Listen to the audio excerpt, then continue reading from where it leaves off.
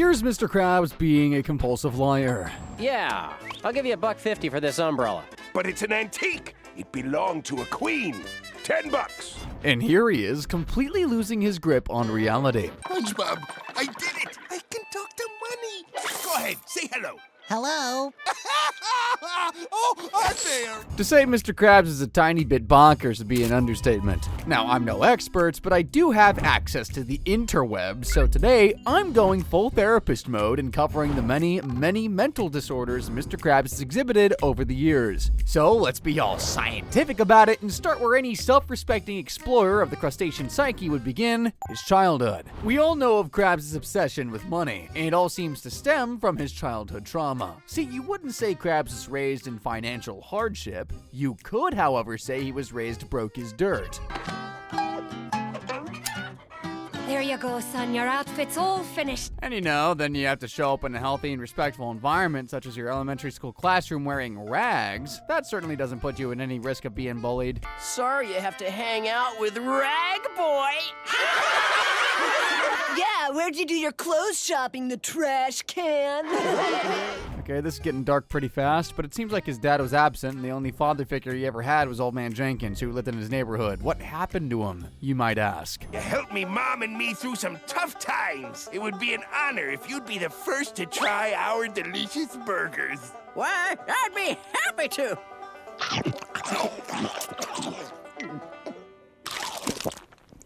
Yeah! Krabs almost killed a man he considered family while he was in elementary school. Excuse my psychology jargon, but that can mess with your head, man. As for his mother, just look at how she treats her son even when he's in his 50s. Go to your room, mister. Yes, Mommy. Sorry, Mr. Krabs. I certainly feel younger. Eugene, lights out. A successful middle-aged businessman is sent to his room by his mommy, giving Norman Bates a run for his money. Being born into grinding poverty, Krabs showed early signs of his obsession with money. What is it? It's money. Money! Poor kid is trembling over a penny. That is the formative experience that kickstarts his obsession with moolah. All he needed was an idea, and he got that when the fish that owned the local cantina retired. Comfortably.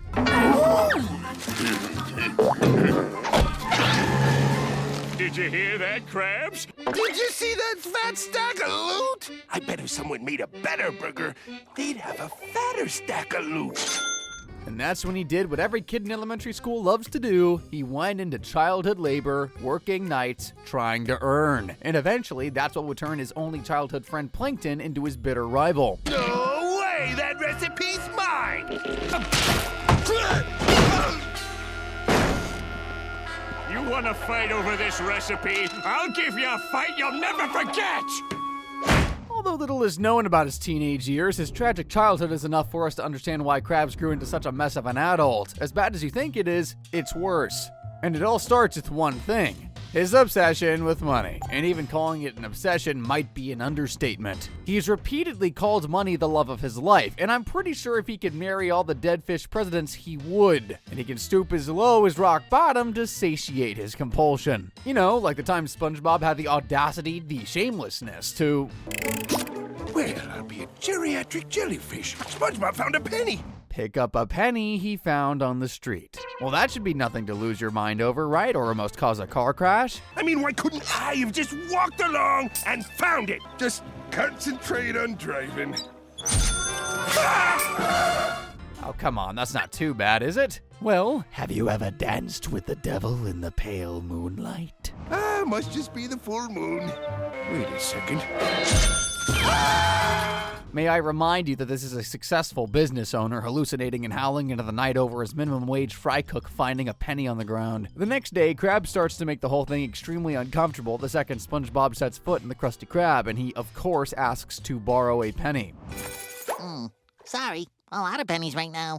But did you check all your pockets? And so Mr. Krabs proceeds to act with professionalism and dignity and assaults his employee. No, really.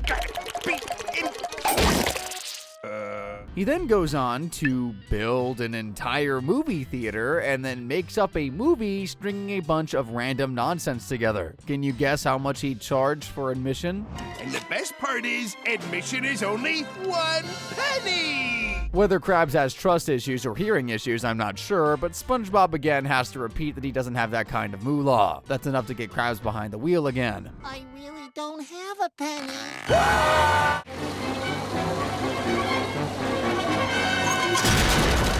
Even if he had gotten the penny, he would still be thousands of dollars in the red, but he's way past logic at this point. He then gives his last shot, a desperate final effort.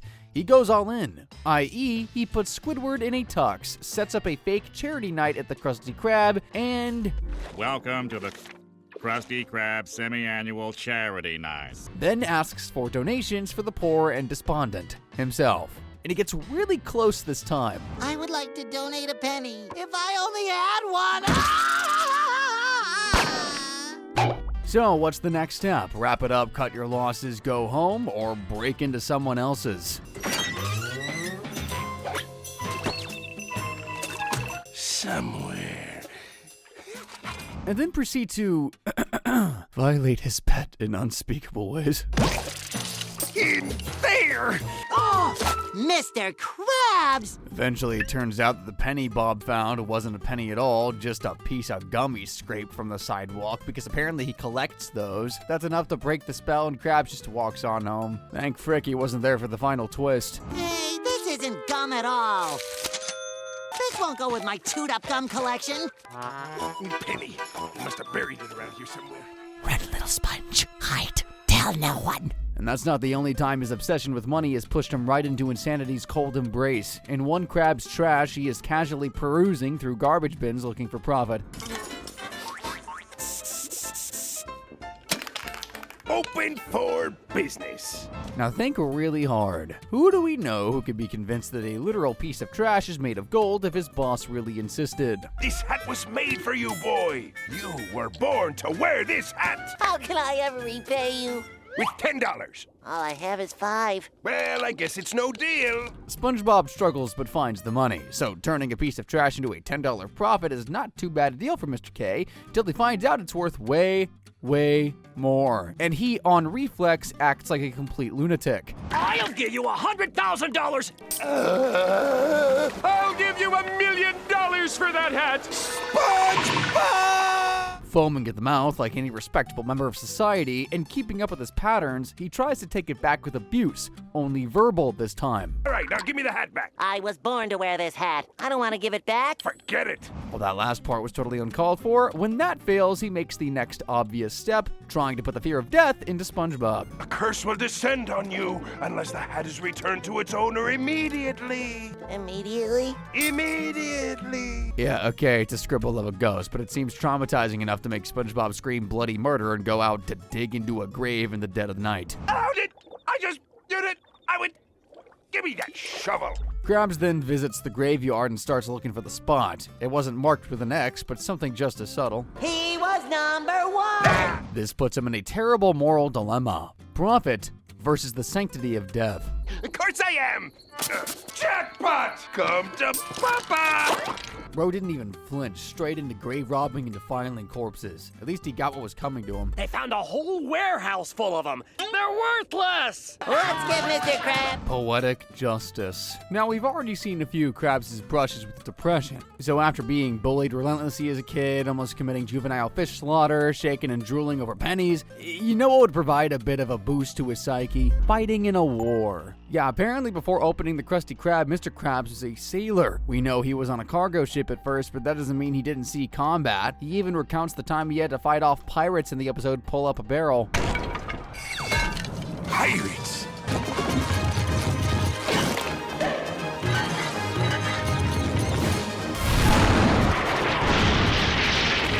Direct hit! You'll pay for that! Eventually, he ended up in the Navy, where he really witnessed the horrors of war, experienced death firsthand, lost friends. It can all do wonders for your mental constitution. Even in real life, veterans tend to suffer more from mental illnesses, and Krabs, well, he's no exception. After the war, Krabs stayed secluded in a deep depression that seemed endless. This dude can't catch a break, but it seems that after years of wasting away in the Krusty Krab, his war days may have turned into glory days. Mr. Krabs has exhibited many signs of midlife depression. In Shell of a Man, Krabs is preparing to meet up with his old Navy buddies, all of them the toughest sort. Who are those guys? Me shipmates. There's old Iron Eye and Lockjaw Jones, Torpedo Belly, and Mutton Chop. Mutton Chop is a fish with facial hair. Imagine the levels of testosterone this takes. Honestly, that's even more impressive than the guy with the torpedo in his gut. Mr. Krabs' excitement for the reunion is immediately crushed, though. Don't look at me! You're alive, and I've molted. It's when a crab gets too fat. Outgrows his shell. It falls off. That throws him into a bout of depression about his self-image, and to be fair, he kinda looks like chewed up gum. Crabs can't show up at the reunion like this. Soft and unmanly. Bob's pep talk falls a little flat. who cares how silly, pink, and how non-threatening you are? Now, there are a few solutions to such a predicament. The healthy way would be to come to terms with your self-image, to accept the changes that come with age, and connect with who you are on a fundamental level. Or you can stick your employee in your discarded exoskeleton and deceive your old comrades. You can go to the reunion and pretend to be me. Can you imagine what the inside of that thing must smell like? I've never worn my boss's dead skin for, say, a high school reunion, but it doesn't sound fun. Surprisingly, Mr. Krabs' friends are none the wiser when SpongeBob shows up. You still like pineapple, right? I live in one. I don't believe it. SpongeBob is pulling it off. Against all odds, it seems that Krabs' grit is so legendary that his old friends even decide to give him a trophy. It's time to award the Trophy of Manly Toughness. That man is Eugene Armor Arms Krabs. Hey, come up here, Krabs. This is the best night of my life. Me naval buddies still think I'm manly. Amazingly, the plan seems to work up until the point Torpedo Belly asks for an oddly specific way to say goodbye. Give it your all. This forces Krabs to showcase his shame to everyone. He's not Eugene Krabs. I am. I've molted me shell, and I'm vulnerable. I'm certainly no bubble blowing jellyfisher. No offense, SpongeBob. That jab at SpongeBob was so uncalled for, if you ask me. Especially if you look like something that was scraped off the side of the road. Even though his old buddies definitely look like the strong, secluded types, they embrace Krabs for who he is. Wait a minute! You've forgotten something. Admitting you lost your shell was the toughest thing I've ever seen. So this whole affair should have worked in his favor as a way to appreciate himself even as he's getting older, but Eugene exhibits a deeper pattern of depression, the kind that a few generous words can't root out. We've seen how Krabs feels like a relic of ages past, but there are times when his pathological need to feel young again has led him into some seriously creepy territories, like in Midlife Crustacean. You know, it's never a good day when it starts with long, hard looks into the mirror, or when you have to swallow a pill the size of a small mammal. Time for the pill! Hate the pill. Do you think I'm old? Brooding, Eugene starts to make his way to the Krusty Krab when the sweet, sweet pang of existential agony makes him run away screaming. Hey! No cut! I ain't old! I ain't old! Next. He kinda has a point though. I mean, who sets up an ice cream stand directly in front of the cemetery? You can drown yourself in the sweet sorrows of ice cream when you're back at home, not when you're mourning in front of the grave. Anyway, back to Krabs. Our boy's pulling out all the stops of self-loathing when he relates to a stale Krabby Patty. It's all old and dried out, like that man right there. Well, little Patty, we're two of a kind. Well, at least he doesn't eat it. So that's what I taste like. Oh, I bet that felt filthy. Like when you feel alone and depressed, so you binge eat junk food in front of the TV, hating yourself to sleep, only to wake up later covered in Cheeto dust and remorse. not that I would know anything about that. Moving on. I think it's safe to say that Mr. Krabs desperately needs to feel young again, so he piggybacks off of SpongeBob and Patrick's night out. All he had to do was figure out their super secret cool guy handshake. I'm waiting, old man. How do you do? Fine, and you? All right, you're in. So the crew's all gathered up and they're about to hit the clubs. I have to tell you, boys, I'm a little nervous. I haven't been on the scene for quite a while now. Just follow our lead, Mr. Krabs. Keep it cool. Turns out Patrick and SpongeBob have quite a loose definition of the word club. Holding this door! Wait a minute. This is a laundromat. I thought we'd see more of the nightlife, if you know what I mean. Oh, I know what you mean, Mr. Krabs. From then on, the night devolves into a series of miserable escapades, maybe one too many for Krabs. Do you really want to know if I can feel it? Yes! I'm feeling like a total barnacle head! He yeeted those poor kids into oblivion. You can't convince me that no one was injured there. And even after taking out his anger on minors, the worst and creepiest yet is to come. You're talking about girls, right? For their underpants, right? Oh, yeah. Well, count me in. I'm not. I don't care what the script says. I'm not going into that. This episode was just weird on way too many levels, okay?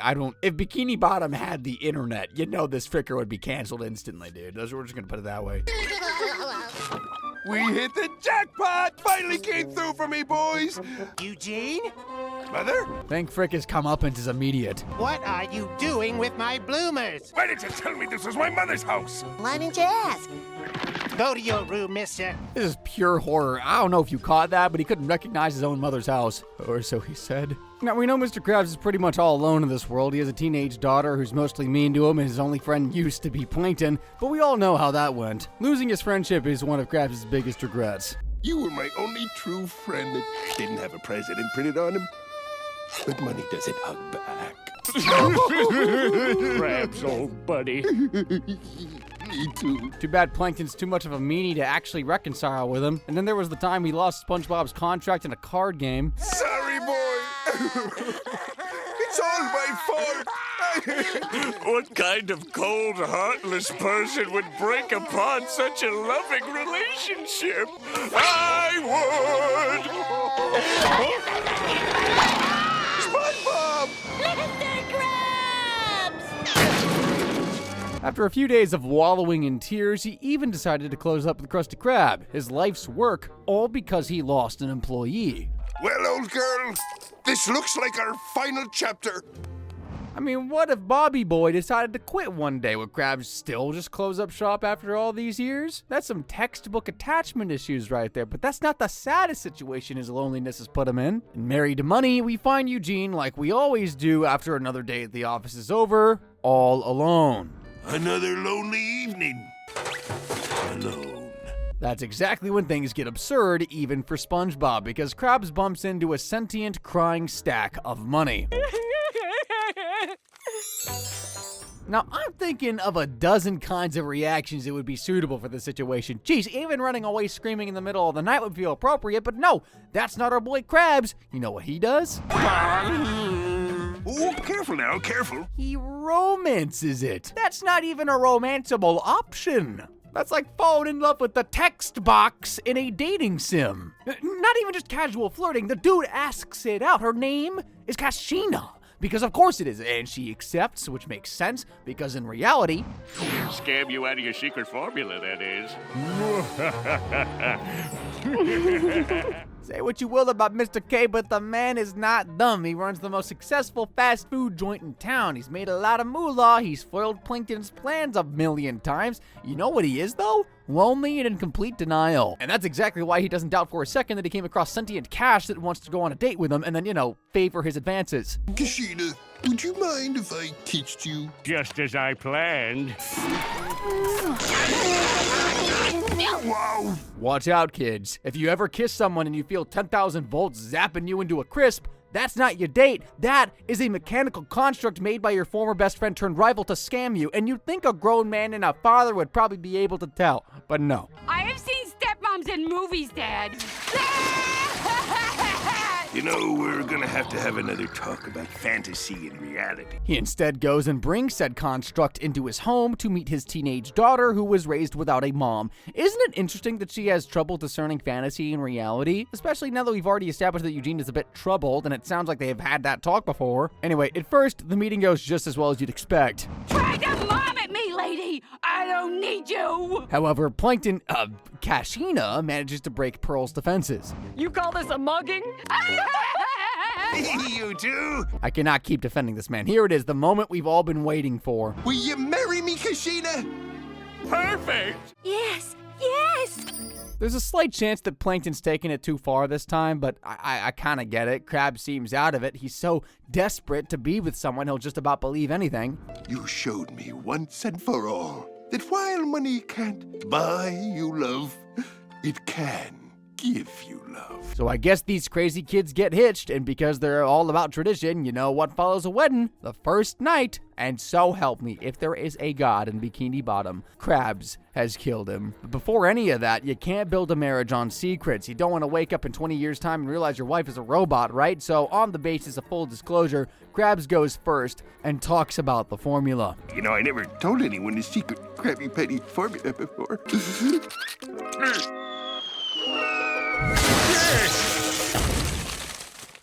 That was probably the closest Plankton has ever come. And the saddest part is, Eugene is not even mad. He's just depressed. Oh, I've been alone for so long. And for the first time in forever, I felt for someone. It was all too good to be true. Here's the kicker, though, and not even Freud could untangle this mess. Because even after he finds out, he says this. Plankton, are you saying it was all just a scheme to you? You felt nothing? You're crazy. I'm out of here. His feelings were abused, he was manipulated, and he almost gave up the formula. And in his heartbreak, he asks the very man who put him through all that if deep down he has feelings for him. And of course he ends up alone again and in shambles. No happy ending for him. So, we've already established that Eugene's tough or insane, depending on who you ask. Demeanor is a facade. Krabs got feelings, he's lonely, he's been through several depressive episodes and existential crises. So we know he can certainly feel sorry for himself, but can he feel for others? Well, being a proud alumnus of the University of Googling stuff on your phone, I know that the key trait of sociopathy is a lack of empathy for others, and boy, does Krabs fit the bill. Like in One Course Meal. That episode started with a day like every other at the Krusty Krab, you know, frying patties, using SpongeBob as an automatic weapon to shoot peas at Plankton who's blowing up the ceiling, usual stuff.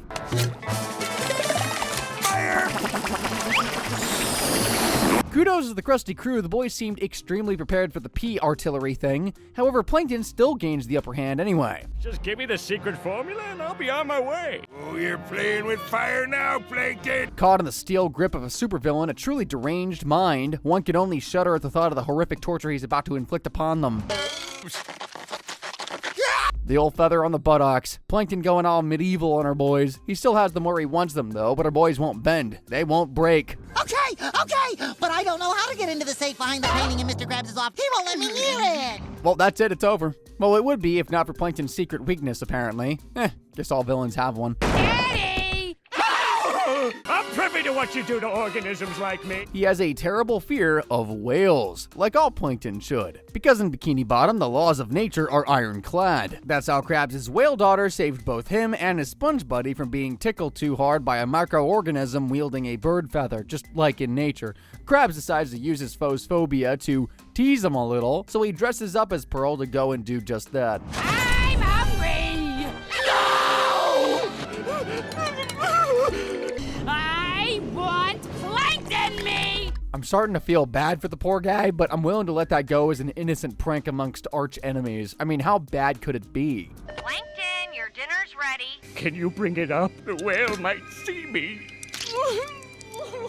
That doesn't feel like he took it lightly. So with what is about to follow, I want to stress that Krabs clearly saw that Plankton is in a fragile state. This is driving me crazy. But the man is enjoying it anyway. Talk about a complete lack of empathy. And he's about to showcase it even further because Plankton is down bad. That's it, I'm done. The 4:15 bus should be along any time now. Lying on the street all spread-eagled waiting for the darkness to take him. Not the best way to go either, and he's really incessant. What you doing laying in the middle of the road? Can't you see I'm trying to get run over? Go on back to the Krusty Krab and enjoy yourself. That's probably when a sane person with some room for empathy would stop torturing the guy, rivalries aside. These matters are nothing to scoff at, and may I again remind you that before all this bad blood, these guys were childhood friends. So how does Krabs react when he learns he's responsible for someone's attempt to end it all? I just thought it would be pertinent for you to know that Plankton's laying in the street.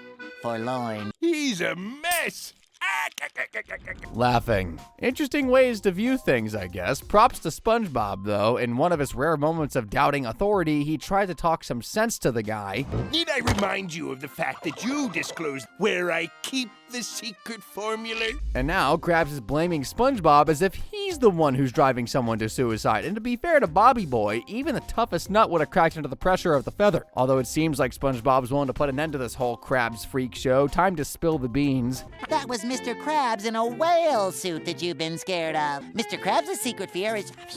Can you imagine what a crab that's lived Eugene's life must fear? Dude's been through war, poverty. He almost killed a man when he was just a boy. Must take a lot to scare a man like this. Enjoy the show! Make it stop! I am loving this. Well, that was anticlimactic. A mime? A clown's goofy French cousin? I'm disappointed. And speaking of, you know what never disappoints? The lengths Krabs is willing to go to for profit. It's no wonder he didn't feel a shred of empathy about Plankton. It's nothing compared to the time he almost ruined the lives of every SpongeBob character you know of, or at least a bunch of them. It all started with the most glorious marketing campaign the Krusty Krab has ever seen. So I took out an ad in the Bikini Bottom Examiner. Only cost me a nickel. How many new customers we got out there so far?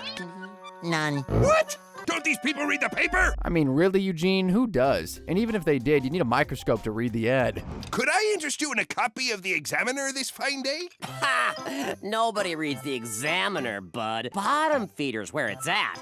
It's got, like, interesting stories and stuff. Fine, I stand corrected. Apparently newspapers are a hit in Bikini Bottom, tabloids to be exact. Wait a minute, aren't these stories a little less than truthful? But they're selling. Thank you. No, thank you. Yeah, you know where this is going. If something sells, Krabs is after it. Geez, what a time to get into print media. From now on, you'll be twice as busy. You're my lead reporter for the new Krabby Chronicle. Stick a printing press in the kitchen of your fast food place, have your cook moonlight as a reporter, and let's be real, we all know he's not getting paid for the extra work, and voila, you now own a respected news outlet. Good old perky SpongeBob's obviously very excited for his new unpaid gig, and he's out in the town looking for a scoop. And my boy is like a frackin' bloodhound, ear to the ground, and not a single story worth reporting can get past him. No news to report here. This is the kind of breaking story my readers are waiting for. I'm hoping it's just SpongeBob being dumb, or else Bikini Bottom has really let itself go. Although the story ends up being a tad more interesting after all. I am watching this poll. Whoa, this story is juicy. Yeah, although for reasons I don't really get, Krabs doesn't really think this is front page material. You could say something like, oh, man, Mary's poll. Mr. Krabs, isn't that lying? Think of it as a practical joke. You know, something everybody can have a good laugh about. Truth be told, they'd kind of make a cute couple, and their children would be charismatic. But I think the problem is that one day in the newspaper business, and Krabs is already all about that slander. All right then, let's pull some pranks on our friends. You've given me a story that'll sell. Boating teacher in high-speed chase. I know, that's a bit oblivious even for SpongeBob. Turns out the wiser editor of the Krabby Chronicle is a bit heavy-handed. That isn't the story I wrote. I can't believe such a little news story could have ruined my business. How could such a little news story possibly affect Mrs. Puff in any way? A Bikini Bottom institution is no more, and a poor woman is now unemployed, but it sells, so Krabs is not stopping there. Can I punch you in the gut? Sure. Very interesting. So now I know why I got beaten up so much in high school. It wasn't because I brought my butterfly collection to class, it was because of my rock-hard abs. Glad we cleared that up. So SpongeBob's story's not gonna have any effect on Larry's life, obviously. You're banned forever. Let me take in the fact that my life is ruined. These lies someone wrote about me. See? No effect whatsoever. It's just that his life is ruined, his words, not mine. And for a guy whose whole personality is being buffed, getting kicked out of the gym and being ridiculed around town must be a big loss. Now, SpongeBob is no Krabs. He has this weird thing called a conscience. So he brings his concerns to his boss, and his boss reacts like a boss ought to. Isn't there a way we could write juicy stories without hurting people? We're not hurting anyone. We're just making their lives interesting. Now get out there and fetch another story. Dude didn't even bat an eye. Purely a complete disregard for everyone else's well-being. His utter lack of empathy is certainly becoming a pattern, so whose life are we ruining next? I'm Health Inspector Yellowtail. I'm officially closing down your restaurant. Plankton's chum made of your chums? Who's to blame for this? Who? Granted, the culinary world is certainly not going to miss the chum bucket. However, the man accused him of cannibalism. Why is the police not closing the place down? SpongeBob's guilt is starting to eat away at him, so he can't help but bring it to Mr. K again. What do you think Eugene is going to choose? To stop ruining people's lives, or heaps and heaps of cash? Mr. Krabs, we're hurting people. Oh, baloney! Now get out there and bring me a juicy one! You can just kiss your spatula goodbye! Mr. Krabs, you wouldn't! Oh, it's the heaps of cash and threatening your bent-out-of-shape reporter. He constantly manages to outdo his own cruelty. Next up is Sandy's scientific career, for which he had to immigrate to a jar in the ocean. Haven't you read today's headlines? And we've come to confiscate all your science awards. Sandy Cheeks or Sandy Chump by SpongeBob SquarePants? Probably the final straw for SpongeBob. I mean, look at him. Poor kid is starting to look like Squidward. I've seen people's lives ruined with my own eyes. That's what sells! Now I want your little yellow noggin to come up with the wildest story ever. That gives SpongeBob an idea. A totally sane one. How's it going, lad? It's a surprise. It's fine, everything's fine, although I have to admit SpongeBob's idea is very much on point. Krabs' sociopathic tendencies make him capable of caring for one thing, really, himself. What's going on? Krabs overworks employees, pays his tired, underage reporter pennies while he rakes in the dough. Jigs up. Bet someone is sweating through his exoskeleton at this point. We're taking our money back! Not to mention the fact that he's written lies about us. So he's just come face to face with all the people he's hurt, the lives he's ruined, the bullying, the people he's put out of business. Do you think he feels even a little bad about it? How can I be okay when me money's gone? The answer is not at all. Not a tiny pang of guilt. He is, however, devastated about his money, and the manic cherry on the psychotic cake. Trying to make an easy buck doesn't pay. Going straight from tears to giddy with excitement, from depressed to manic in a matter of moments. That's bipolar Krabs for you. Which brings me to the next section, Krabs' pattern of bipolar behavior. As you can already tell, Krabs won't shy away from putting multiple lives at risk, even if it's for a single dollar. Like in the episode Clams, when Mr. Krabs finally earned his millionth dollar, for which he celebrated in a dignified, business-like manner. After this completely sane reaction, he decides to extend some gratitude to his loyal crew for having his back all these years. I'm taking you on a trip. Where are we going? Clam fishing? Hardly an exciting escapade, or so Squidward thought, because SpongeBob then starts to test his fishing arm, flailing his line around until it catches on something extremely precious. For Krabs, and Krabs alone, that is. Me millionth dollar. Wait! Then a theme song starts to play, real Jaws-like, strings and everything, and just when they manage to drag the dollar back onto the boat... Now, given Krabs' cool, sturdy demeanor and his completely not pathological relationship with money, I'm sure you can guess his reaction. And I'll never get it back. The explosive, unhinged kind of depression. We'll help you get your dollar back. You will? Great! Did you see that violent mood swing? Now that is a telltale sign of bipolar disorder, experts say. 3 days later, and they're still on the boat trying to fish for the big guys, Squidward and Bob are finally sick of it. They hatch a plan to deceive their mad captain. Mr. Krabs, look what we got! Me millionth dollar? This isn't me millionth dollar. The plan obviously failed to account for Krabs' crotch being able to tell dollars apart. The crew decides to leave. That's when Krabs chooses to provide some incentive. We've got plenty more to... Now I think we understand each other. Trapped in the middle of the underwater sea, no food, all alone with Krabs in a state. Look again. So naturally, at this point, you'd try to make a run for it. That's exactly what SpongeBob and Squidward opt for. I know what you're thinking. Let's just leave the old man. He won't notice. This last betrayal by a supposed loyal crewman is the straw that breaks the Krabs' back. Really highbrow pun, I know. So the man chooses their fate. Live bait. Death by giant clam. He dangles them both over the water, lures the clam, and goes all in. Literally. Almost there. Yeah! Aha! Krabs is not known for taking half measures. If he's a danger to others, he has to be a danger to himself as well. I finally got me millionth dollar! give him that, though. He may be completely bonkers, but Eugene is tough. Tough enough to win a fight with a sea monster. He just had to pay a small price to get his dollar back. So eventually we settled on a trade. Nothing important.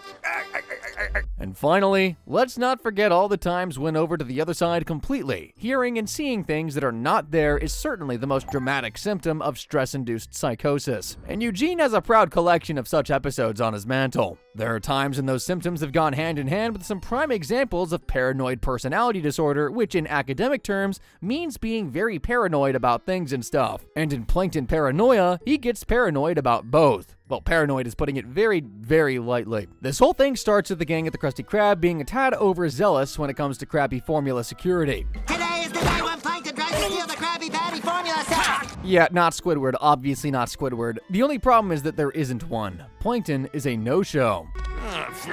These customers are blocking the way! All the phone crabs just shoot away paying customers with actual money in their pockets. That's how you know something's up, even though he seems fine by now. Maybe he just needs a little incentive. There's something to investigate here. It could be something deep and studious, or the soul-crushing loneliness we talked about. Either way, he's risking the fast food holy grail because of it. And to his delight, he took the bait! Side note, that's some impressive engineering. Apparently fish technology is miles ahead of ours. I'd like to see an Arby's do that. Yeah, no evil plan here, just Patrick slightly miscalculating the situation.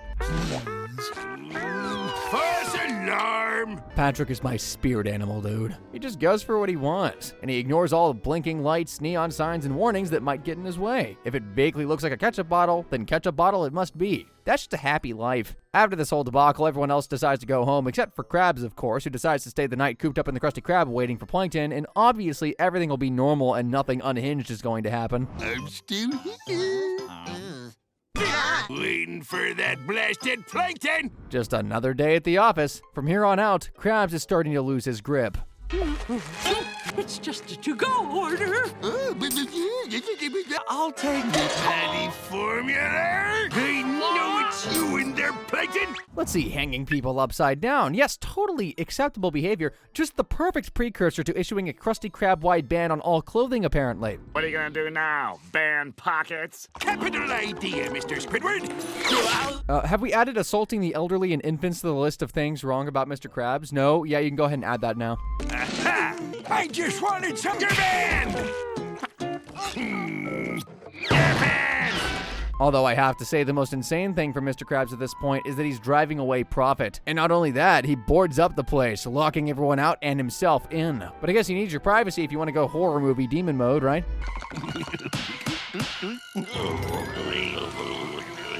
Just hanging from the ceiling and frothing at the mouth now, Eugene. Is that what we're going for today? Okay, cool. Just asking. Of course, the last ones to go are the poorly mistreated members of the Krusty Crew.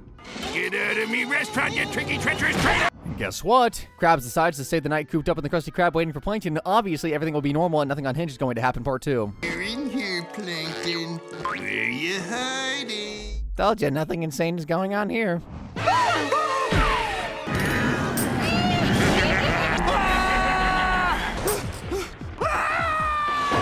That's going from suspicious to paranoid to full-on tripping on horrifying demonic visions. Thankfully, he rushes to the bathroom, splashes some water on his face, and takes a breather. That helps him calm him down.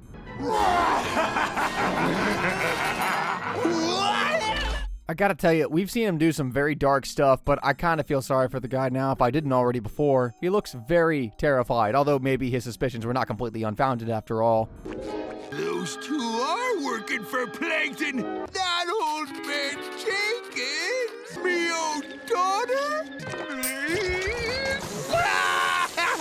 Old man Jenkins is getting his revenge for that disgusting patty from all those years ago. The man can really hold a grudge. And Krabs again with an insane mood swing going from inquiring to a puddle of tears in milliseconds. Then SpongeBob, the filthy traitor, delivers some very convincing dialogue. You have got to come with me, for Plankton has kidnapped Squidward. Krabs casually booby traps a few Krabby Patties and heads to the chum bucket for the final showdown, ready to blow up every single one of his former friends, the turncoats, the scum of the sea. Surprise, Krabs? Not at all, Sheldon. How about now?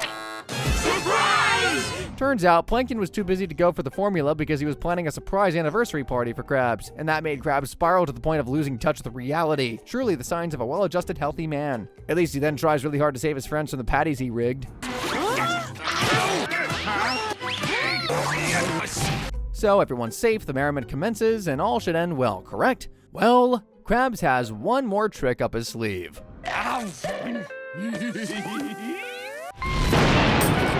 He blows up the host of his party for no reason at all. Thank the heavens he didn't light any TNT when he threw Pearl's birthday party in the episode Squeaky Boots. Wouldn't put it past him, however, he gives her the worst birthday present a teenage girl could ever receive. He shouldn't have! Yay! He shouldn't have! I mean, Dad, you really shouldn't have! A pair of rubber fishing boots. Now, Mr. Krabs has to think of a way to get some of his money back. It was a really expensive gift for some reason. Oh, what am I gonna do? I spent $2 whole on these boots and now I'm stuck with them. Yikes. Well, it's the thought that matters, right? Though apparently even that sucked. Lucky for him, he knows just the guy to get the boots off his pinchers. These are the only official fry cook boots. Only the finest fry cooks in the world are permitted to wear them. Fry cook boots. Right. Even SpongeBob wouldn't fall for that one. Come on. I'm ready. I want those boots. Of course. Sorry, son. These boots are far too valuable. I know. What if I give you my Krusty Krab paycheck? You gotta do And I'll throw in a year's supply of French fry oil. You gotta hold on there, lad. You're gonna give me a heart attack. You got yourself a deal. Say what you want about Mr. Krabs, but the man knows how to close a sale. It also helps that the person you're selling to is as gullible as a 5-year-old, but that's neither here nor there. So Krabs practically stole an entire month's paycheck from SpongeBob, but it seems the boots have made him insufferable. Mr. Krabs, I'm taking my vacation now. What's wrong, Mr. Squidward? I can't take the world's greatest fry cook anymore. SpongeBob!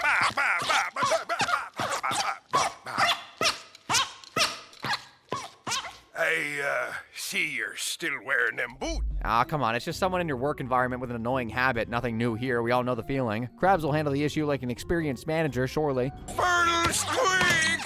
Those boots have got to go! And I need an aspirin.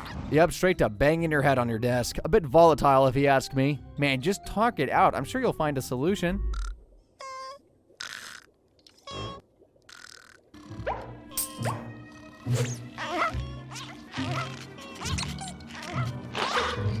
Seriously, his solution to every problem is sneaking into other people's houses and straight up stealing stuff. SpongeBob is, of course, devastated. I wasn't ready for those blessed boots.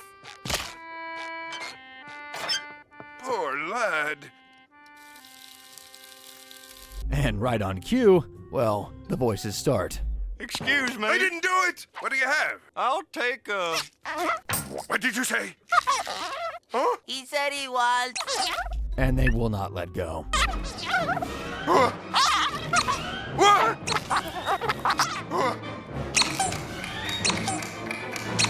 I didn't write that.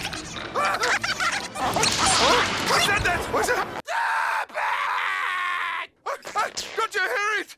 Yes, I did it. I did it. I took the boots. They're here under the floorboard. Oh, please, make it stop. There's only one last option for a man on the verge of insanity. Only one thing can take the pain away. A deep fryer.